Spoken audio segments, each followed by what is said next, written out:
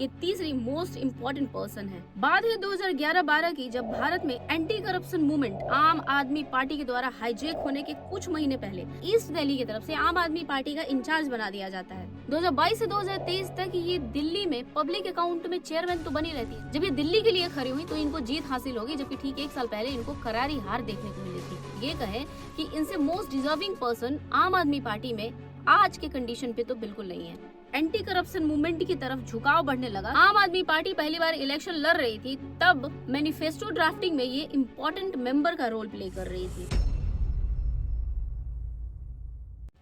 21 मार्च 2024 जब liquor scam में अरविंद केजरीवाल जी को अरेस्ट कर लिया जाता है, क्योंकि उनको 9 समन्स मिले थे ईडी द्वारा और उन्होंने सबके सब समन्स को इग्नोर मार दिया था। लेकिन 13 सितंबर 2024 को वो रिलीज हो जाते हैं, मगर जेल से बाहर आते ही एक खास घोषणा करते हैं, वो भी 48 आवर्स के अंदर में।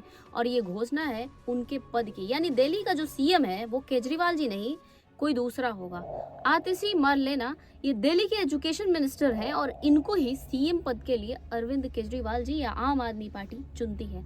ये नाम सुनने में जितना ज्यादा साधारण लग रहा है उतना है नहीं, ये चेहरा जितना अनजाना है उतना है नहीं। असल में इसके बारे में सोशल मीडिया पे इन्फॉर्मेशन बहुत कम है, जिसके कारण लोगों को समझ में नहीं आ रहा है कि आखिर इनको सीएम पद के लिए क्यों चुना गया, वो भी दिल्ली का, जिसका ख्वाब बड़े बड़े लीडर्स नहीं देख पाते हैं। आपको भी शायद नहीं मालूम होगा कि ये आतिशी मरलेना इतना इम्पोर्टेंट कैसे हैं। इनको अगर मैं एक बात कहूँ तो ये हुकुम का इक्का है आम आदमी पार्टी के लिए, जिनको समय आने पे आम आदमी पार्टी द्वारा दुनिया के सामने लाया गया है। जिसके कारण अगर मैं ये कहूँ कि जितनी भी पार्टियां हैं जिनका नजर दिल्ली की कुर्सी पे है, उनके लिए ये बहुत बड़ी चुनौती साबित होने वाली है। असल में ये नाम आज तक दुनिया से इसलिए छुपा हुआ था क्योंकि आम आदमी पार्टी के जितने भी अच्छे या फिर ये कहें कि फाउंडर्स थे वो जेल में थे, और उनके पीछे पीछे जो फ्रंट लाइन पे आकर के काम कर रही थी वो थी केजरीवाल साहब की वाइफ, इनकी पत्नी। हालांकि सबको लगता था कि केजरीवाल जी की पत्नी ही सीएम पद की उम्मीदवार बनेंगी, लेकिन ऐसा हुआ नहीं, नाम कोई दूसरा आ गया। और ये नाम बेहद इंपॉर्टेंट है, ये इतना साधारण व्यक्ति नहीं है जितना देखने से लग रही है। असल में ये आम आदमी पार्टी के फाउंडर्स में से एक महत्वपूर्ण व्यक्ति है, या फिर ये कहें कि एक आखिरी है जो आम आदमी पार्टी के लिए भरोसेमंद है। या फिर मैं ये कह सकती हूँ कि यदि समय के साथ ये नाम बाहर आ चुका होता तो शायद ये भी बाकी के लीडर्स की तरह जेल में होती। आइए समझने की कोशिश करते हैं कि इन्होंने क्या कुछ किया है और इनका पॉलिटिकल करियर आखिर आम आदमी पार्टी के लिए इतना इम्पोर्टेंट कैसे है। पहली बार इन्होंने आम आदमी पार्टी ज्वाइन किया था 2013 में, और इन्होंने पॉलिसी फॉर्मेशन को लेकर के इम्पोर्टेंट रोल निभाया था, क्योंकि एंटी करप्शन मूवमेंट को लेकर के जो पॉलिसी इन्होंने बनाई उसको लेकर इनके पास अच्छा खासा एक्सपीरियंस था, इसलिए इनके लिए यह काम करना बेहद आसान हो गया। ये पहली बार लाइमलाइट में आई 2015 में, जब इन्होंने एमपी के खंडवा जिले में जल सत्याग्रह को लेकर के काम किया था। उस टाइम पे इन्होंने अपना सपोर्ट भी दिखाया था वहां के आम आदमी पार्टी के नेता रहे आलोक अग्रवाल जी को, जो कि लीगल और कुछ कॉन्सिक्वेंसेस को लेकर के लड़ाई कर रहे थे। उसके बाद 2019 में आतिशी जी को ईस्ट दिल्ली की तरफ से आम आदमी पार्टी का इंचार्ज बना दिया जाता है। हालांकि उस समय ये वहां से लड़ी थी, लेकिन गौतम गंभीर जी के ऑपोजिशन में होने के कारण ये वहां से उस वक्त हार गई थी। लेकिन इसके बाद 2020 में आतिशी के पॉलिटिकल करियर में एक जबरदस्त मोड़ आता है, जब इनको दिल्ली लेजिस्लेटिव असेंबली के इलेक्शन में कालकाजी कॉन्स्टिट्यूएंसी से इनको आम आदमी पार्टी की तरफ से खड़ा कर दिया जाता है। और यही वो डिसीजन था आम आदमी पार्टी का जिसने आतिशी के पूरे पॉलिटिकल करियर को बदल के रख दिया।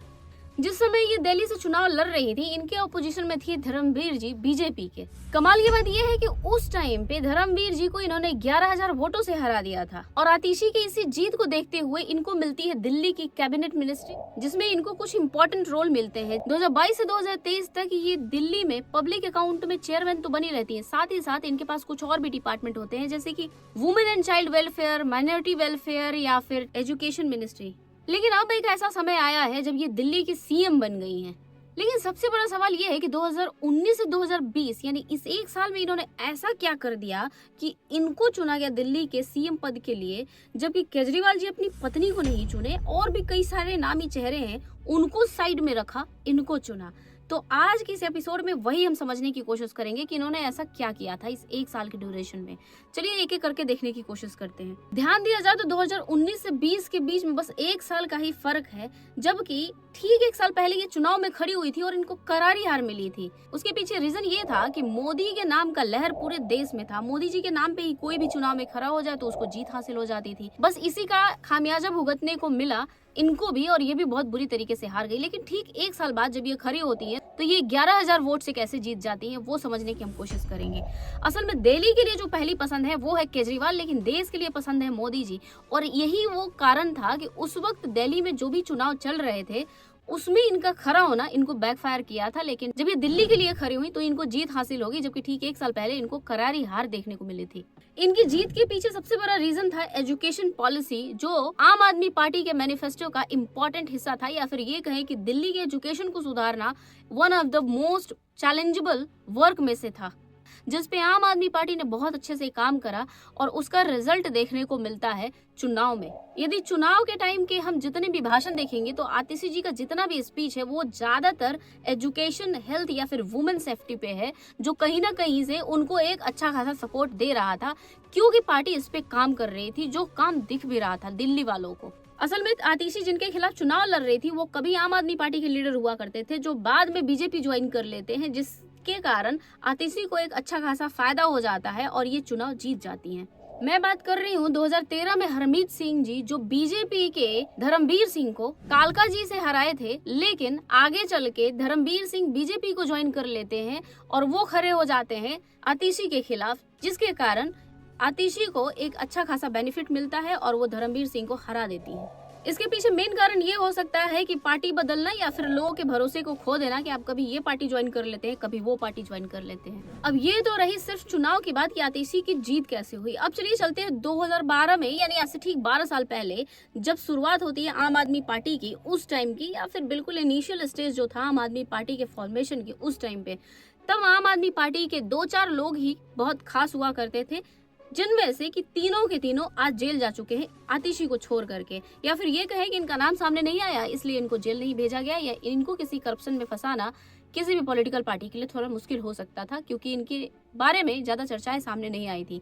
हालांकि 2012 से लेकर के अभी तक इन्होंने किया क्या आम आदमी पार्टी के लिए वो समझने की कोशिश करते हैं, क्योंकि यही वो काम है जो इनको इतना इंपॉर्टेंट मेंबर बना देता है कि ये किसी भी हाल में आज सीएम पद की दावेदार है, या फिर ये कहें कि इनसे मोस्ट डिजर्विंग पर्सन आम आदमी पार्टी में आज के कंडीशन पे तो बिल्कुल नहीं है। बात है 2011-12 की, जब भारत में एंटी करप्शन मूवमेंट आम आदमी पार्टी के द्वारा हाईजैक होने के कुछ महीने पहले आतिशी मरलोना भोपाल में केजरीवाल के सबसे क्लोजेस्ट एले यानी मनीष सिसोदिया उनसे मिली थी। इसके बाद से ही आतिशी को एंटी करप्शन मूवमेंट की तरफ झुकाव बढ़ने लगा, क्योंकि उस मूवमेंट में पहले एक्टिव रहे प्रशांत भूषण और योगेंद्र यादव को वो पहले से जानती थी। इसी वजह से उन्होंने ये फैसला किया कि वो भी इस इम्पोर्टेंट मूवमेंट से जुड़ेंगी। उसके बाद वो अपने होम टाउन दिल्ली आती हैं और वहाँ पे अपने एक प्रोजेक्ट ग्राम स्वराज पे जोर शोर से काम करने लग जाती हैं। ये ग्राम स्वराज प्रोजेक्ट वही है जो कहीं ना कहीं गांधी जी का सपना हुआ करता था, जिसको ये लेकर के आगे बढ़ाती हैं, और इनका उद्देश्य होता है कि एजुकेशन ऐसा हो जो गांव को स्वावलंबन की ओर लेकर जाए, उसको स्ट्रांग बनाए, एक ऐसा एजुकेशन दिया जाए जिससे कि ग्रो करने में आसानी हो सके। और अपने इसी उद्देश्य पे ये अच्छे से काम करती है अपने पति के साथ मिलकर के। आतिशी और उनके पति प्रवीण सिंह दोनों इस प्रोजेक्ट को लेकर के काफी एक्टिव थे और एक दूसरे को सपोर्ट भी करते थे। दोनों ने जो कम्युनिटी बनाया उसके पीछे गणेश भगारिया की यूनिवर्सल ह्यूमन वैल्यू की फिलॉसफी भी थी। मध्य प्रदेश में इस कम्युनिटी को खोलने के बाद दोनों ने मिलकर खूब काम किया। इसके तहत न केवल गांव में शिक्षा पर काम किया बल्कि ऑर्गेनिक फार्म के प्रोजेक्ट में भी काम किया है। अब आते हैं टॉपिक पे। एंटी करप्शन मूवमेंट के टाइम से ही आतिशी अरविंद केजरीवाल के टॉप मोस्ट ट्रस्टेड पर्सन में एक रही हैं, जैसे मनीष सिसोदिया या सत्येंद्र जैन, इनको आप जानते हैं ठीक उसी तरीके से। इसके साथ ही आतिशी मरलोना का आम आदमी पार्टी के फॉर्मेशन में एक बहुत बड़ा हाथ है। जब 2013 में आम आदमी पार्टी पहली बार इलेक्शन लड़ रही थी, तब मैनिफेस्टो ड्राफ्टिंग में ये इम्पोर्टेंट मेंबर का रोल प्ले कर रही थी। अब आप इसी से अंदाजा लगा सकते हैं कि 2013 में जो मैनिफेस्टो ड्राफ्टिंग में इम्पोर्टेंट मेंबर रहा हो, वो शुरू से ही कितना ज्यादा इम्पोर्टेंट पर्सन रहा होगा इस पार्टी के लिए। ये सच है कि मनीष सिसोदिया और सत्येंद्र जैन यदि जेल नहीं गए होते तब तो आतिशी को कभी दिल्ली पद के लिए कोई चांस नहीं मिलने वाला था। कुल मिला के यदि हम देखें तो अरविंद केजरीवाल, मनीष सिसोदिया और सत्येंद्र जैन के अलावा ये तीसरी मोस्ट इम्पोर्टेंट पर्सन है, क्योंकि एंटी करप्शन मूवमेंट के टाइम पे मनीष सिसोदिया ने बढ़ चढ़ कर हिस्सा लिया था और उनके अलावा बाकी लोग उतना एक्टिवली नजर नहीं आए थे, इसलिए वो एक अपना स्पेशल प्लेस तो रखते ही है और शायद यही कारण है कि केजरीवाल से पहले उनको जेल भेजा गया था। अब ऐसे में सवाल ये उठता है, अरविंद केजरीवाल जी की सबसे भरोसेमंद तो उनकी पत्नी होनी चाहिए थी, क्योंकि ये लीडर्स है, कभी भी पलट सकते हैं। तो ये बात बिल्कुल सही है, लेकिन आप सोच के देखिए कि जनता के सामने ये गिरा कर कहना कि आपकी अदालत में यदि मैं सच साबित हो जाऊं तभी मैं पद को हासिल करूंगा, ये कितना बड़ा इमोशनल अस्त्र है जो जनता के ऊपर छोड़ा जा सकता है। जनता जिसको पहले से ही वोट दी है, यदि उसका भरोसा कहीं से डगमगाया भी होगा तो मैं यही कह सकती हूँ कि बहुत एजुकेटेड होने के बाद भी कोई भी व्यक्ति इतने बड़े स्टेप से हिल जाएगा, क्योंकि दुनिया में किसी लीडर ने ऐसा काम नहीं किया है कि उसने अपना पद छोड़कर किसी और को दिया हो, और वो भी अपने फैमिली को अगर दिया होता तो कोई भी कह सकता है कि ये परिवारवाद कर रहे हैं, ये ऐसी राजनीति खेल रहे हैं जिसमें ये अपनी पत्नी को घुसा रहे हैं, जबकि पार्टी में और भी तो लोग हैं जिन्होंने आम आदमी पार्टी के लिए अच्छा काम किया है। तो इन्होंने एक मास्टर स्ट्रोक खेला, एक ऐसे व्यक्ति को इस पद के लिए चुना जो पार्टी से शुरू से जुड़ा हुआ है, जिसने बहुत सारे ग्राउंड पे काम किए और जिसका काम दिल्ली में दिखता हो, जो कि एजुकेशन रहा है। आप सबको पता है कि दिल्ली के एजुकेशन की चर्चा कहाँ कहाँ होती है, और वहाँ पे जो काम हुआ है एजुकेशन को लेकर के, मोहल्ला क्लिनिक से लेकर के काफी सारे काम है जो दिखते हैं और जिसको लेकर लोग तारीफ करते हैं। इसलिए ऐसे में किसी पॉलिटिकली एक्टिव मेंबर को ही इस पद के लिए चुनना अपने आप में ये महान साबित करने वाला काम है किसी भी लीडर के लिए, और वहां की जनता को भरोसे में लेने के लिए ये इतना बड़ा मास्टर स्ट्रोक है जो मैं समझती हूँ कि किसी भी पॉलिटिकल पार्टी के लिए फ्यूचर का भी दिल्ली की गद्दी लेने का जो सपना है वो तोड़ सकता है। आगे आप सब चुनाव का ही रिजल्ट देखकर समझेंगे कि यहाँ पे होता क्या है, लेकिन एक्चुअल में ये इतनी साधारण महिला नहीं है जितनी साधारण दिखाई जाती है। आपको ये इन्फॉर्मेशन कैसे लगी नीचे कमेंट करके बताइएगा, और आम आदमी पार्टी का ये मास्टर स्ट्रोक से क्या आप भी शॉक्ड हैं, ये भी जरूर शेयर कीजिएगा। नमस्ते।